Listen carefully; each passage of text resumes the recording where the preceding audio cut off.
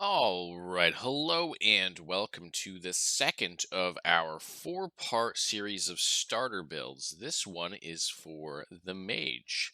This one's going to be particularly fun because this starter build absolutely deletes enemies early game during the actual story, and then the end game build is also really good. I've decided that all of these starter builds are going to have an end game variant that is competitive. I think that's probably the best thing for new players to be able to continue on with their starter build.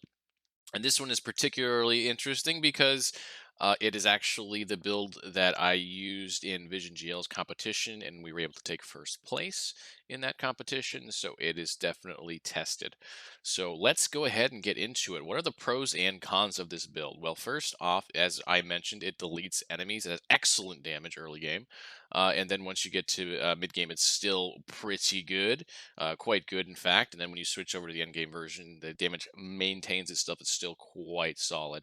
So there is no issues with damage at any point in the game for this build. It is also a pretty tanky build, although you do have to watch your ward. We'll talk about ward here in a few minutes and how to deal with that.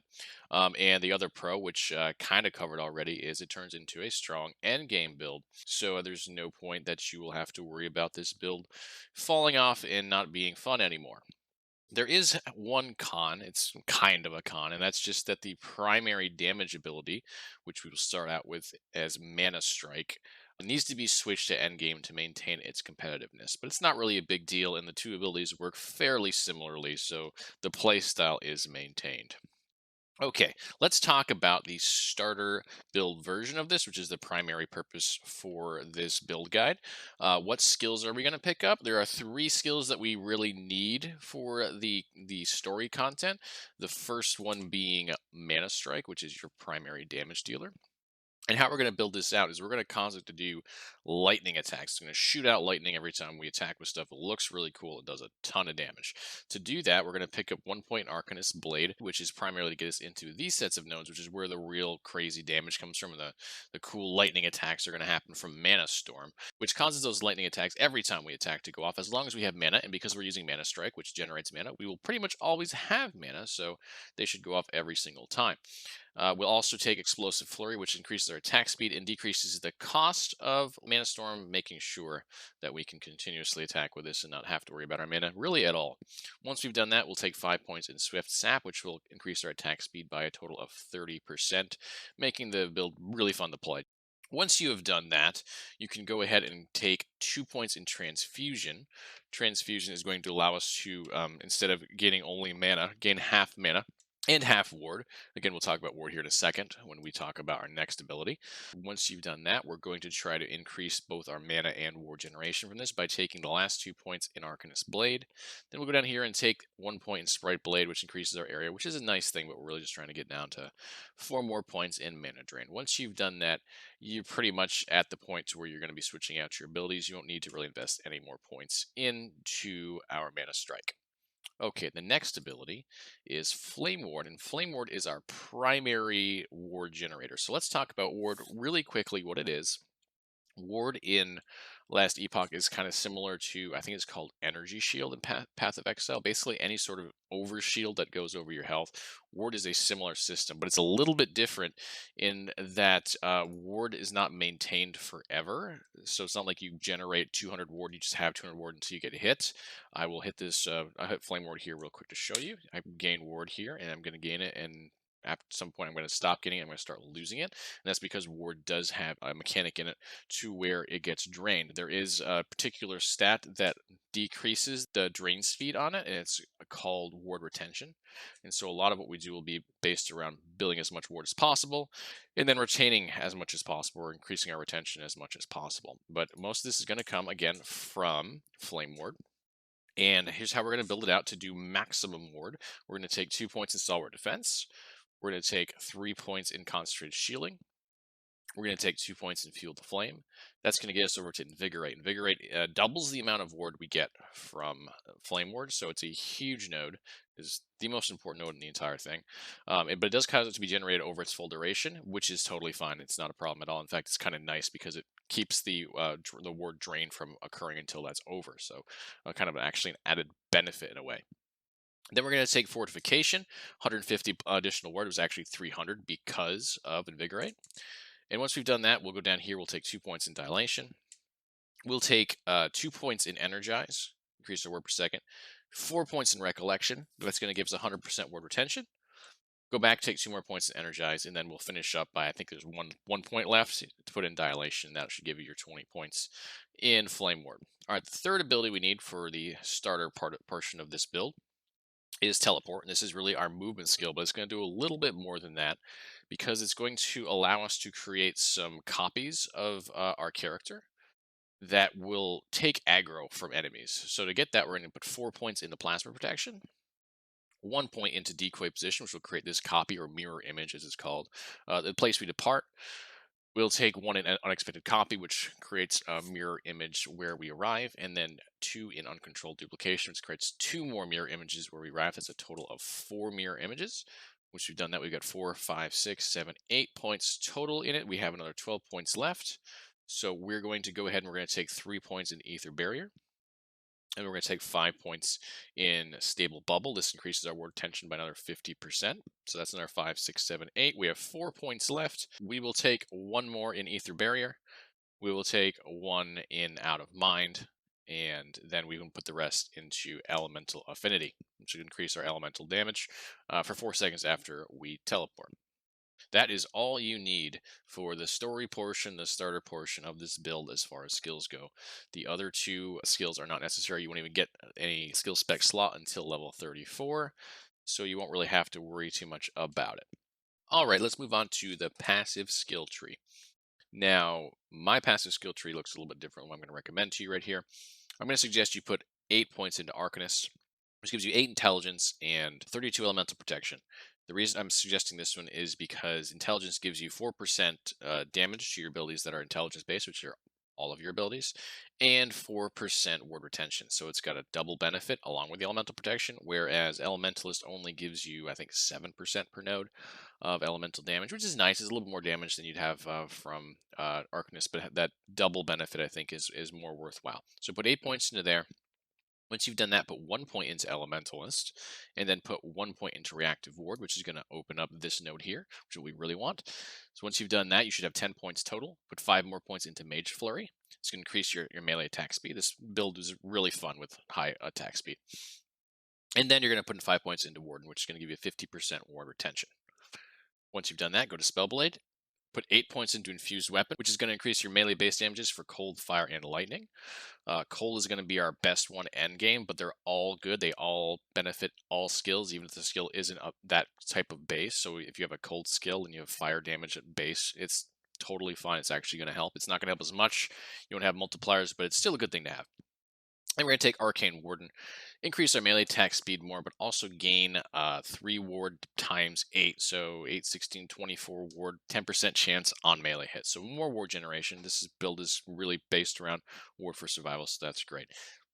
That right there will get you to endgame. You won't need to have any more points until you are at a point where you're basically at endgame or at least late into the story. So with that, let's go ahead and talk about what you should put your points into from that point when you get to endgame. All right, so here's the endgame version of that build, and you can see I actually did put 8 points into Arcanist. So that was where we went with it on that build, so it's the same version. Here's the 8 points into Infused Weapon. Here's the 8 points in Arcane Warden. Once you've got those 16 points, go ahead and take Spellbound Weapon. You'll get at least 6 of 8 in that. 54% increased melee damage if you use a spell in the past 4 seconds. Flame Ward's a spell. So they'll give us 40% uptime on Spellbound Weapon. Pretty nice. We'll take 8 points in Prismatic Blade, which is going to get us 8 additional lightning, cold, and fire damage, plus 8 dexterity. The ability that we're going to be using, Shatter Strike, does benefit from dexterity, 4% more damage per point of dexterity, so 8 points of dexterity.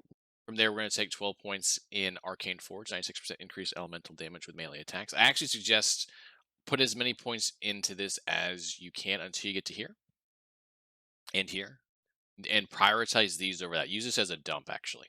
So putting your points here, if you still have points to get to this tier, put them into here. I can't remember if you actually need to or not. Then go over here, take the 15 points into here, triple strike, 15 intelligence, which also is beneficial for Shatter Strike. It uses dexterity and intelligence, so another 4% damage per intelligence, plus 15 additional lightning, cold, and fire damage. Which then that take 5 points in the Mind Slayer, 50 ward on kill, 10% chance of that happening, which we're putting in really to get to Mind Flame, which is 5 times our intelligence as ward for the 10% chance, the same 10% chance as we have from Mind Slayer. The reason we're doing that is because we're going to have a bunch of intelligence if we put it on our gear, which we're going to, and from our passive, we're going to have 58 intelligence or something along those lines, depending on how your gear goes. But it's going to have something like 50 plus intelligence. 5 times 50, you're over 250 ward, 10% chance every time you kill something. Really nice little burst of ward right there. So once you've done that, then you can go ahead and you can dump into Arcane Forge. As you see, I've got 12 of 15. I'm not a level 100 character, as I'm usually not, but this is a level 72, so by this point you should be pretty well off into the end game. And from there, you can kind of start to make some choices on your own. I think you'll be pretty comfortable with how the game works at that point, and it'll be nice to be able to test a little bit if you get to level 72 and just see what you like. Okay, back to the starter build. Let's talk about gearing a little bit. What do you need to have on your gear while you're leveling? So this particular character used a staff. A staff is totally fine, but I would actually suggest using a scepter as well. If you use a scepter, you can have a shield on as well if you want to be a little bit tankier. Either one's fine though. If you're comfortable with a staff, use either a staff or a scepter and shield. The reason we're going to use those is because they have both melee physical damage on them and base spell damage. When you're leveling using Mana Strike, it benefits from both melee and from spell because we're using that lightning node. So one or the other is totally fine. What you're going to want to put on these things is some sort of melee damage. Doesn't really matter too much what kind it is. Like you can see this one has a melee void and melee physical on it. The actual ability Mana Strike has physical on it, but there's not really any multipliers that we're using. So whatever type you use is not going to be a problem for this particular skill. If you can also find some spell damage, that's great. Or if you can find some attack speed, any of those three: melee damage, spell damage, attack speed, whatever combination you can get, that's what you want to have on your weapon. From there, on the rest of your gear, if you can find intelligence, that's highly preferable. If you can find spell damage, that's great. If you can find attack speed, that's great. Everything else, just like look for defensive stuff. Like if you find some void resistance, especially early in the game, excellent. But you don't need it. Like you really don't. This build's gonna be very easy to play for the most part. As long as you don't stand and stuff, you're gonna be hard to kill. But what about when you get to endgame? What should you focus on for your gearing at that point? Well, the first thing you want is glancing below to 100%. That's your priority. The best way to do that is to pick up 4 or 5 fixes. These ones here say 3% chance to receive a glancing blow per equipped item with this affix. These multiply on top of each other, so you get 4 or 5 of those at a relatively high tier. This is only a tier 3, see right there. Let's see, that's actually a suffix, which is fine to fill in. They're just not as effective as the prefixes. Here's a 6% tier 5 one. So these multiply. So like if I only had a 6% here and a 3% here, I had no other ones, then this would be, it's 3% per and we have 2, so that actually be 6%, and that's 6% per and we have 2, so that's 12%. If we had a third one on there as well, and we have 18% from this. I hope that makes sense. So if you need to get enough of these, kind of hit a critical mass, here's another 5% on there. A critical mass of glancing blow. Here's actually a suffix as well. So some sort of combination. Here's another tier 5 prefix. Combination of prefix, suffix, but prioritize prefix until you get up to 100% glancing blow. Once you get 100% glancing blow, you're good on that. Next thing you want to get on your gear is intelligence. Intelligence gives you both damage and ward retention. You can see my ward retention here is quite high. It's 282%. In fact, if I hit flame ward, it's 382%. Ward retention is great to maintain high levels of ward. So definitely one intelligence. Other things that are good for this build in endgame: cold damage is great, dexterity is great, armor and resistances are great, attack speed's great, crit chance and damage is great, freeze rate multiplier. Those are all really good things. You'll actually freeze stuff with this build. It's pretty good at it. That's all you need to know for gearing. You put that stuff on. That applies to your idols too. If you find really good idols is like cold damage, like this one, your 45% increased cold damage is great. Cold damage here as well. Really good stuff. If you find chance to gain ward and hit when hit, that's also nice. Yeah. Use melee cold damage, excellent. Stuff like that on your idols, and you'll be good to go. All right, but what about your end game skills? We covered your leveling skills, but when you get end game, things change dramatically. So let's cover those. So teleport's not going to change. It's basically exactly what I had said on your leveling. The same thing goes for flame ward. So those are easy.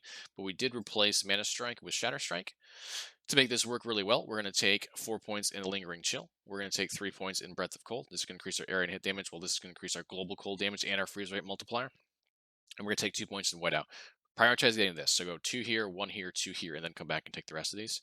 Because Whiteout is going to cause this to, instead of attack once, it's going to attack 3 times every time you click on it. So it's basically triple the damage.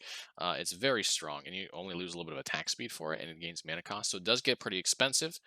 To make up for that, we're going to take 4 points in Icy Flow, which increases our mana efficiency by 80%. Very, very good. We're going to take 2 points in Absolute Zero. Increase our hit damage and decrease our attack speed a little bit. Before you do that, though, take Shiver.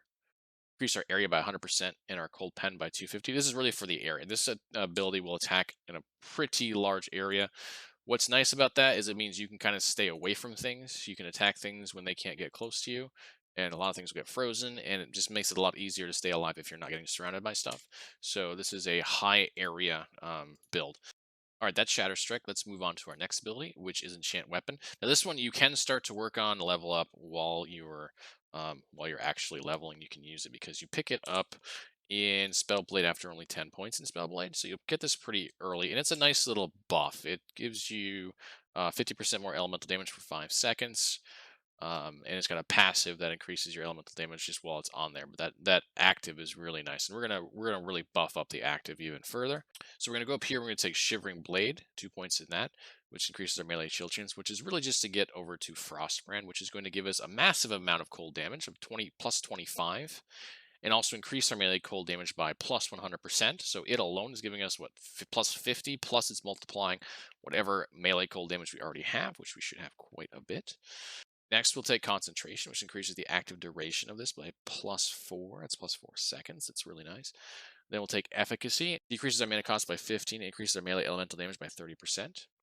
And we'll take 5 points in Celerity. Increase our melee attack speed by plus 50. You're going to have an extra point left over because I had taken Frozen Sparks. Based on physical damage.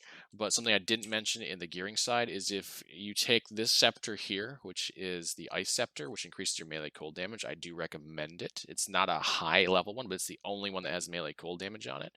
Then you won't have any physical damage, and by not having any physical damage, you won't be able to take advantage of Frozen Sparks at all. So another place to put your points would probably be Efficacy. Just take another point in Efficacy, and that'll work out really well. Okay, and then for the last skill, you actually have 2 choices. Now, the build I did here takes Ice Ward, but Ice Ward may not be the best ability for a lot of you because when we build it like this,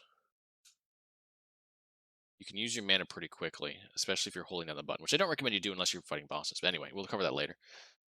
And then it takes a while to get your mana back because there's really no mana generator built into this build.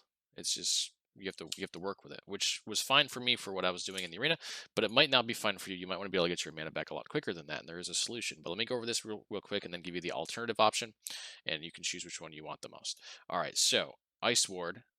We're going to pick up Unclouded Mind, grants 30% increased mana regen. By the way, what this does is it grants us 4 ward per second, but drains 3 mana per second. That's its base. It's a toggle ability, so you turn it on and off. So like it's off now, it's on now, and it just stays on until you toggle it back off, which you wouldn't. You just keep it on. Then we'll take Eternal Ward, which increases our ward retention while it's on. So there's another benefit. So we've got this off. You can see 282. We turn it on 342. Very nice. And then 3 of 3 in Ice Skin, which is that nice little armor buff. 5 of 5 in Swirling Barrier, 5 additional ward regen while this is on, so more ward regen is excellent. And then, just because why not, we'll take Frozen Aegis, 9% block chance, 100 block protection, additional 6% block chance, and 160 block protection. So that gives us a little bit of block. We don't have much. 15% chance is only 260 block protection, but hey, it all counts. So that's how we'll round that off. Now, if you want to have more ward available to you at any given time, you're going to want to take Focus. And what Focus does is it's a ability that you channel, and when you channel it, it gives you mana back very quickly. And if you take Desperate Meditation, all 5 points, and then 4 points in Mana Flooded, it will give you mana back very, very quickly. So you can basically stay at full mana all the time with like less than a second of a cast and focus. This, for a lot of people, would probably be a more enjoyable playstyle. It's certainly smoother of a playstyle. It's a little bit riskier of a playstyle because you don't have the buffs of Ice Ward, and you do have to channel this. So you have to stay in one place while you're doing it. But I think most people would probably prefer this. And depending on what I'm doing, I also would. Just for what this build was doing, Ice Ward was a better choice. So take those up there. After you've done that, I suggest you go up here and you get to Everward. So we'll take a point here in Energy Battery. We'll take 5 into Everward, which gives us a 250% work retention while we're channeling. And then we can take another, I think we have enough room for the 5 in Mind Shield, which gives us ward gain equal to 50% of our mana while we're regenning. So a nice little extra bit of ward there as well. A little bit more survivable while you are channeling this. And that covers the skills. Last thing we want to cover, we're trying to get through this pretty quickly, but there's actually a couple of things I really want to point out to you. All right, so the rotation endgame. So what you want to do is you want to toggle on your Ice Ward. You're going to want to have Flame Ward on, but let me explain the best way to do Flame Ward, because Flame Ward is an ability that you cast it and then you wait for 10 seconds. You see I'm building up ward, and then eventually I'll stop building it, and Flame Ward will eventually hit its cooldown, and then I can hit it again, and then it goes back up again. But there's a better way to do this, which is to cause it to auto-cast. Now, to auto-cast, what you need to do is whatever key button you have Flame Ward on, you need to go into your input. In this case, it's W. You need to put one of the keypad buttons as the alternative. The keypads are like the 1 through 9 on the right side of your keyboard next to number lock. And the reason you're going to do that is because once you've got that done, we got keypad on there, keypad 1. We're going to go back in here. We're going to press and hold 1, which is going to activate our Flame Ward. And then while we're pressing and holding 1, we're going to click number lock. And then we're just going to let go. And when we do that, it's going to cause Flame Ward to begin auto casting immediately as soon as it's up. So now you don't have to worry about actually pressing and managing Flame Ward. It's managing itself totally on its own. And the great thing is this isn't a cheat. It's not an exploit. This is something that the community has checked with the devs about, and they're totally fine with us doing it. They have no worries whatsoever. Okay, once you've got that done, you are going to basically just run around, find stuff to kill, attack it. Usually one click will do it. It'll allow you to maintain mana. And when you need a big burst, you're going to use Enchant Weapon. You're going to use the active ability, which is going to give you a bigger burst of damage. And if you've got a really tough boss, you can kind of hold down Shatter Strike and burst it a little bit harder. This will actually do a lot of damage. And then when you need to get out of stuff, or when you need to get the enemies just off of you, you're going to teleport, and that's going to bring out your little mirror dudes.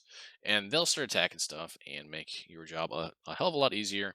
You can get to where you need to go to, and they'll take care of the rest for at least a little while, and then you can go back to your rotation. The only difference if you're using focus is, of course, you won't have on your Ice Ward, and so you'll be able to be a little bit more aggressive with your attacks. You can use your mana a lot more, and then actually, let me put on focus just to show you. My focus doesn't have any points in it, so it's going to be a lot slower of a regen, but I can run out of mana, and then I hit focus, and I am back at full. If you have your points in it, that would have been a lot quicker than it already was. But that is it. That's the rotations. You should be able to handle that pretty easily and do quite well with it, since you really only have to worry about 2 to 3 buttons at any given time. A pretty simple rotation that's also very effective. Yeah, that's how to play this at Endgame. All right, I think we've covered everything. I hope you really enjoy this build. I really enjoy this build. This has been a really fun thing for me to make. I actually started making it as a meme, and it just kind of morphed into something that was much better than I expected. So, yeah, have fun. If you want to join me on my Twitch escapades of creating these builds and testing them out, I'd love to have you.